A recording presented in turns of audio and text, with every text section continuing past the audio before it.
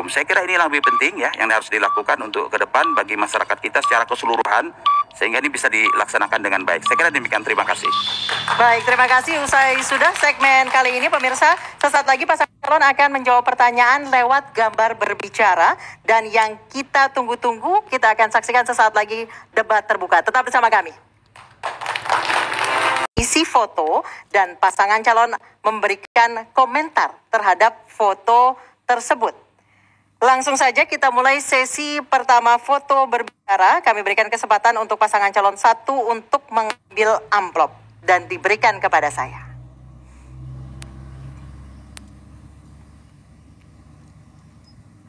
Baik, terima kasih Bapak.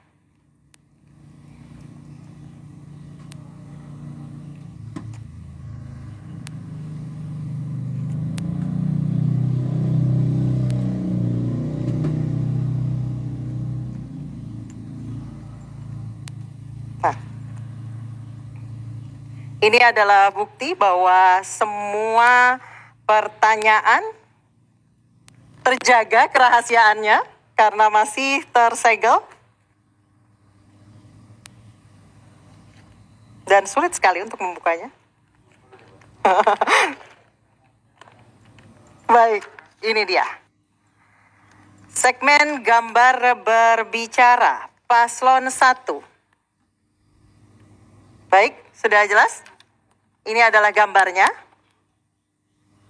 Gambar materi 2. Baik, kita saksikan bersama-sama di layar, ada di belakang. Bapak-bapak bisa dilihat. Baik, pertanyaannya Bapak, bagaimana pandangan paslon terhadap kasus ini dan strategi apa yang akan dilakukan paslon untuk mengatasi permasalahan tersebut? Waktu Bapak 1 menit dimulai ketika berbicara. Silakan. Reboisasi. Terima kasih. Tampak dalam gambar adalah sebuah desa yang tergenang air atau banjir. Banjir ini bermacam-macam sebab. Yang pertama adalah saluran, kemudian infrastruktur yang kembali lagi pada persoalan infrastruktur yang kurang baik, kemudian hutannya ya. Jadi hutannya ini sudah gundul. Di mana-mana di Kalimantan Tengah ini semuanya kelapa sawit, monokultur. Jadi sudah saatnya saya rasa kita harus menanam tanaman yang lain agar supaya bisa meresap air, agar supaya tidak banjir. Kemudian perlu adanya reboisasi, penanaman kembali terhadap hutan-hutan yang gundul. Kemudian saya rasa sudah saatnya kita menyetop perizinan. Baik, waktunya sudah habis. Selanjutnya diberikan kesempatan paslon 2 untuk menanggapi jawaban dari paslon 1. Waktu Anda 1 menit dimulai ketika berbicara. Pak. Ya, saya kira tambahan dari kami adalah perlunya kearifan lokal ya. Jadi kita tetap memperhatikan aspek lingkungan untuk membangun sebuah komunitas di satu tempat yang menghindari terjadinya banjir seperti yang ada dalam gambar tersebut. Kemudian juga infrastruktur yang kita bangun, sistem tata air mikronya ya yang ada di lokasi itu, kota itu penting juga supaya ada pengeluaran dan pemasukan.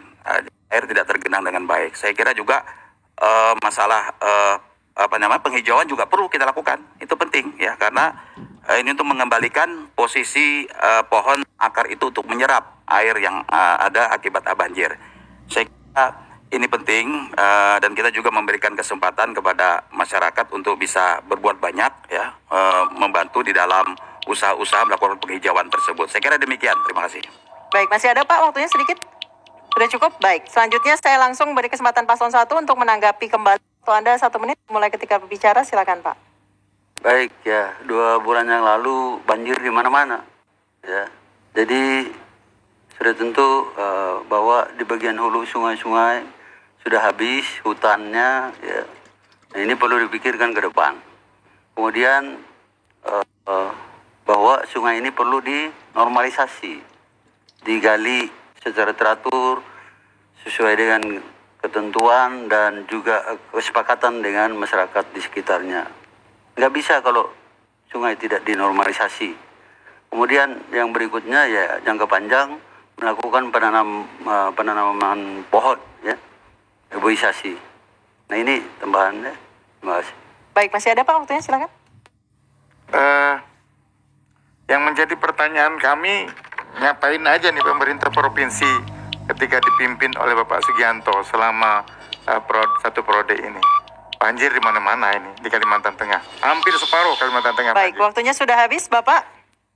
Dan selanjutnya pasangan calon 2 untuk mengambil satu dari sisa amplop yang ada berisi foto dan diberikan kepada saya. Baik, terima kasih Bapak.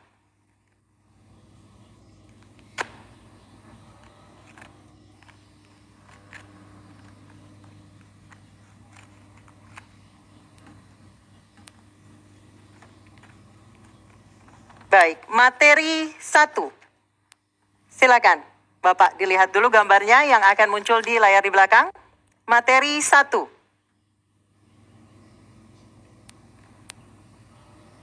Baik. Paslon 2, jelaskan bagaimanakah strategi paslon mengatasi masalah ini. Masyarakat dapat tetap hidup, memiliki sumber kegiatan usaha dan kesejahteraan, tetapi lingkungan tetap lestari. Silakan Bapak, waktu Bapak 1 menit dimulai ketika Anda berbicara. Ya, ini gambaran sebuah kehidupan masyarakat di dalam usaha untuk mencari penghasilan, terutama untuk sektor pertambangan seperti pasir, galian, ya. Boleh dikatakan adanya istilah sekarang peti, ya. Penambang emas tanpa izin, ya, itu juga dilakukan. Tetapi ini adalah kehidupan masyarakat yang tidak bisa kita hindari. Makanya pemerintah ke depan, saya kira ya kami akan memberikan ruang, kesempatan untuk memberikan kepada masyarakat berupa konsep untuk wilayah pertambangan rakyat, WPR. WPR ini penting supaya masyarakat juga dijamin untuk kesempatan berusaha, juga tidak berusaha di yang mengganggu alur sungai. Nah, alur sungai ini kan berbahaya kalau merkurinya juga bercampur dan ini juga mengganggu terhadap kesehatan masyarakat. Itu saya kira wilayah pertambangan rakyat itu penting dilakukan untuk pemerintah. Baik, waktunya masih ada Pak. Baik, sudah habis. Selanjutnya paslon 1, silakan untuk menanggapi. Waktu Anda 1 menit dimulai ketika berbicara. Silakan Pak. Ya, debat pertama juga sudah menyampaikan bahwa konsep untuk mengatasi atau membantu masyarakat di peti itu adalah dengan memberikan izin WPR, wilayah pertambangan rakyat. Tetapi kalau Ben Ujang nanti dipercaya oleh masyarakat, kami betul-betul berpihak kepada seluruh masyarakat Kalimantan Tengah. Ya, jadi seperti galian C, kami melihat galian C saat ini sama ya, tambang. Ini pekerjaan masyarakat kecil. Dengan adanya kebijakan Pergub Pak Sugianto, maka harga pasir tanah uruk itu menjadi mahal. Ini masih relevan. Jadi menjadi mahal. Kemudian izin-izinnya ini banyak diberikan kepada koleganya saja, sehingga masyarakat kecil kehilangan pekerjaan, banyak truk-truknya yang disita oleh dealer karena nggak bisa bayar. Baik, waktunya sudah habis. Silakan paslon 2 untuk menanggapi kembali. Waktu Anda 1 menit dimulai ketika berbicara. Silakan Pak. Ya, saya kira Pak Ujang tidak begitulah ya. Harus memberikan izin kepada kolega-kolega. Masyarakat semua mendapatkan kesempatan yang sama untuk berusaha. Ini kan terlalu tendensius ya. Saya kira Pak Gubernur kita, karena beliau adalah Gubernur Petahana, Pak Haji Sugianto Sarban, sudah berbuat banyak. Memang tidak bisa sekaligus. Kita ini by step ya. Tidak bisa menyulap simsalabim. Karena proses itu sangat banyak sekali ya kendala-kendala yang dihadapi. Makanya dengan adanya dorongan kebersamaan kita semua, saya yakin ya dengan program yang dicanangkan tadi seperti memberikan WPR, wilayah pertambangan rakyat, kesempatan itu akan menjadi solusi yang terbaik. Saya kira di kedepan hari ya memang harus dilakukan dengan baik ya. Ini bertahap by step ya. Itu saya kira demikian. Terima kasih. Baik, masih ada waktunya Pak? Cukup atau mau dilanjutkan? Cukup, baik. Kita tepuk tangan dulu, sesi gambar berbicara sudah selesai. Kita masuk ke sesi debat terbuka. Saya jelaskan aturannya terlebih dahulu. Kita memasuki tahapan debat terbuka antar pasangan calon. Kedua paslon akan saling melempar pertanyaan dan beradu argumentasi. Namun harus kami ingatkan kembali, Bapak-bapak, bahwa sesuai dengan tata tertib debat, bahwa pertanyaan yang diajukan adalah sesuai dengan visi, misi, program, serta tema debat malam hari ini, yaitu ekonomi, meningkatkan ekonomi dan kesejahteraan masyarakat Kalimantan Tengah. Pertanyaan, jawaban, maupun argumentasi tidak diperkenankan bersifat menyerang secara personal. Saya ulang lagi, tidak diperkenankan bersifat menyerang secara personal kepada pasangan calon lainnya. Masing-masing pasangan calon akan diberi kesempatan untuk mulai bertanya sebagai pembuka debat.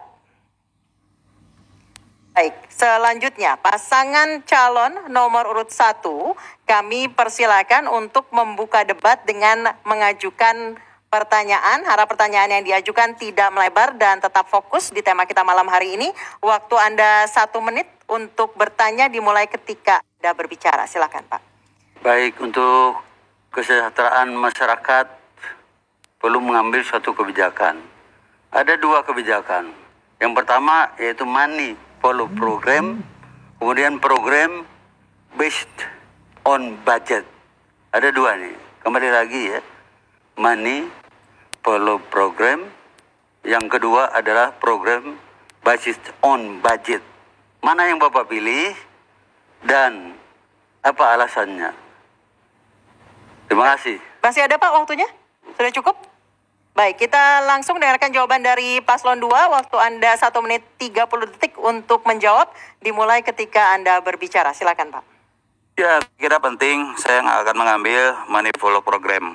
Ya, karena dengan adanya uang yang cukup, saya kira ini juga bisa menentukan program-program yang kita rencanakan. Tadi juga bicara masalah infrastruktur, ya, bicara masalah kesehatan, pendidikan, ya, kemudian bidang-bidang lain, ya, semua adalah bagaimana kita bisa menentukan dulu anggaran yang cukup. Ya, kira paslon nomor 2, ya, Pak Haji Sugianto Sabran, dalam periode pertamanya beliau sudah melakukan terobosan yang sangat baik sekali. Memang bagi segelintir orang tidak populer, tetapi dengan cara beliau berusaha untuk mengambil royalti dari pertambangan, ya, pajak dari retribusi dari perkebunan. Nah, itu juga bisa menambah pendapatan asli daerah Provinsi Kalimantan Tengah. Sehingga dengan adanya dana yang cukup, ya, saya kira ini juga bisa membantu program-program yang direncanakan dengan baik. Ya, saya kira nonsen lah. Kita banyak program tetapi dengan anggarannya tidak memadai, itu juga sama tidak bisa berjalan dengan program yang direncanakan. Saya kira penting sekali kalau kita memilih istilah kata money follow program itu, lebih baik kita menyiapkan sumber dananya baru programnya kita susun. Ini penting. Dan ini semua juga harus kita lakukan dengan niat yang baik, ya, niat yang tulus. Ya, kata orang, sesuatu itu kan berasal dari niat yang baik, ya. Karena dengan niat itu juga nanti akan menghasilkan karya yang terbaik. Saya kira demikian. Terima kasih. Baik. Selanjutnya, nanti akan ada kesempatannya untuk bertepuk tangan. Saya kasih kesempatan ke paslon 1 untuk menanggapi jawaban dari paslon 2. Waktu Anda 1 menit dimulai ketika berbicara. Ya, tadi Bapak mengatakan dengan dana yang sudah ada, yang sudah cukup, itu sebenarnya ya poin 2 itu. Kalau poin 1 yaitu money follow program, artinya ya programnya kita tetapkan, nah kita mencari uang untuk mencapai program itu. Nah, yang dijelaskan Pak Edi adalah poin 2. Nah ini Pak, mungkin kami luruskan, ya. Demikian, terima kasih. Baik, waktunya masih ada Pak. Silakan. Sudah cukup? Atau mau dilanjutkan Pak? Pak, waktunya masih ada? Mau dilanjutkan? Oke, baik, cukup. Langsung saya berikan kesempatan kepada paslon 2 untuk menanggapi kembali. Waktu Anda 1 menit dimulai ketika berbicara. Silakan Pak. Ya, terima kasih. Saya kira paslon 1 kita kan sependapat, ya. Jadi sesuatu kegiatan itu kalau tidak dasari dengan anggaran yang memadai, apalah sebuah program yang kita susun, ya. Saya kira ini penting. Ya, saya juga berangkat dari sebuah kabupaten, ya. Saya dulu seperti itu. Ya, anggaran tidak mencukup, apalah kita bisa memprogramkan begitu banyak. Tetapi dengan program dana yang cukup dengan memberikan sosialisasi dengan upaya untuk kita berkomunikasi dengan pemerintah provinsi, pemerintah pusat. Nah, tentu juga menghasilkan anggaran yang cukup ya, menambah anggaran sehingga pembangunan yang kita rencanakan juga berjalan dengan baik. Saya kira ini penting ya, karena apa? Bagaimanapun juga sekali lagi ya, semua ini adalah kembali ke kita berusaha bagaimana untuk mencari sumber pendapatan itu untuk membangun program-program yang kita rencanakan sehingga berjalan dengan baik. Saya kira demikian. Terima kasih. Baik, terima kasih. Sesi 1 sudah selesai. Boleh tepuk tangan Bapak Ibu. Dan sekarang di sesi 2 akan kami berikan kesempatan kepada pasangan calon 2 untuk mengajukan pertanyaan kepada pasangan calon 1. Saya ingatkan sekali lagi bahwa pertanyaan, jawaban, dan argumentasi harus tetap fokus ke tema kita pada malam hari ini dan tidak melebar. Paslon 2 silakan untuk bertanya ke paslon 1. Waktu Anda 1 menit dimulai ketika Anda berbicara. Silakan Pak. Terima kasih. Sesuai dengan tema hari ini tentang ekonomi dan kesejahteraan rakyat ya, kesejahteraan masyarakat, kira-kira apa langkah konkret yang akan dilakukan Pak Ben dan Pak Ujang terkait dengan mengurangi tingkat pengangguran terbuka dan kemiskinan yang ada di level provinsi? Saya kira itu pertanyaan dari kami. Terima kasih. Masih ada Pak waktunya, silakan. Sudah cukup. Baik, langsung ke paslon 1 untuk menjawab pertanyaan dari paslon 2. Waktu Anda 1 menit 30 detik untuk menjawab dimulai ketika berbicara. Ya, terima kasih Pak Edi. Bapak Ibu sekalian, Kalimantan Tengah ini harus berubah, harus dipimpin oleh pemimpin perubahan. Karena apa? Kita bisa lihat nih, di bidang infrastruktur, rusak parah provinsi itu. Jadi ruas-ruas provinsi rusak parah. Jadi hanya ada sekitar 30% saja yang baik. Nah, kemudian masyarakat kita juga sekarang masalah ekonomi lagi susah, banyak PHK. Ini bermacam-macam, ada persoalan leadership, ada persoalan pandemi COVID-19. Nah, kemudian persoalan-persoalan, maka dari itu kami muncullah untuk jangka pendeknya muncullah kartu Kalteng Sejahtera Ben Ujang itu. Di sana ada bantuan langsung tunai kepada masyarakat yang langsung membantu. Kemudian yang kedua, di situ ada beasiswa.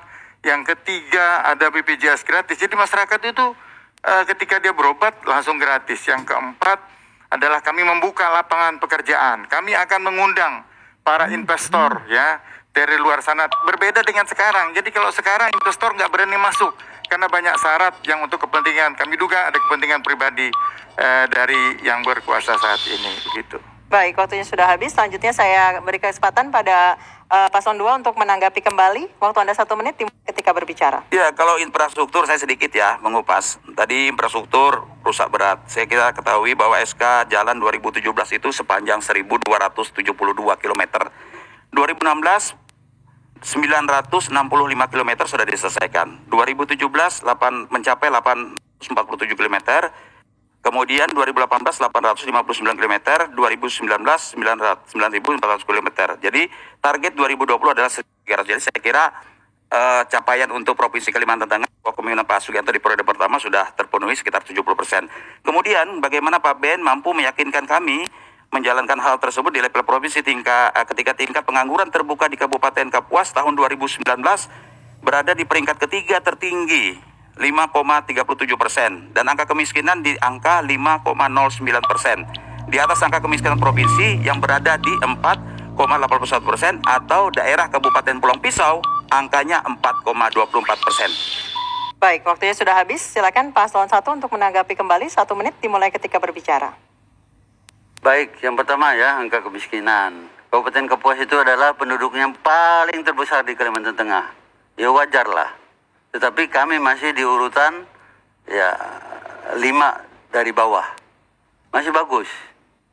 Kemudian tingkat pengangguran juga justru semakin menurun karena adanya ya proyek Potestit. Kemudian mengenai jalan provinsi itu memang kenyataan. Kita kok yang melihat sendiri, menjalani sendiri, bahkan kita mundur karena putus. Di seluruh wilayah Kalimantan Tengah kita berbicara. sepanjang 1.272 kilometer itu. Hanya 30% yang bagus. Yang lainnya rusak berat. Jadi tidak akan mungkin kalau ditangani dengan orang yang tidak cerdas dan pandai dalam hal ini. Baik, waktunya sudah habis. Kita berikan tepuk tangan. Selesai sudah debat terbuka sesi pertama. Dan pemirsa, di segmen selanjutnya kami akan saksikan kembali debat terbuka antar pasangan calon. Tetap bersama kami. Bersama kami pemirsa, dan di segmen ini kita lanjutkan debat terbuka antar pasangan calon. Sekali lagi kami ingatkan kembali bahwa sesuai dengan tata tertib debat, bahwa pertanyaan yang diajukan adalah sesuai dengan visi misi program serta tema debat kita malam hari ini, yaitu ekonomi dan kesejahteraan masyarakat Kalimantan Tengah. Pertanyaan, argumentasi, jawaban, serta lainnya tidak diperkenankan bersifat menyerang secara personal kepada pasangan calon lainnya. Mohon jawaban, pertanyaan, dan argumentasi tetap fokus pada tema kita pada malam hari ini dan tidak melebar. Di segmen ini, kami persilakan kepada pasangan calon nomor urut 2 untuk mengajukan pertanyaan kepada pasangan calon nomor urut 1. Waktu Anda untuk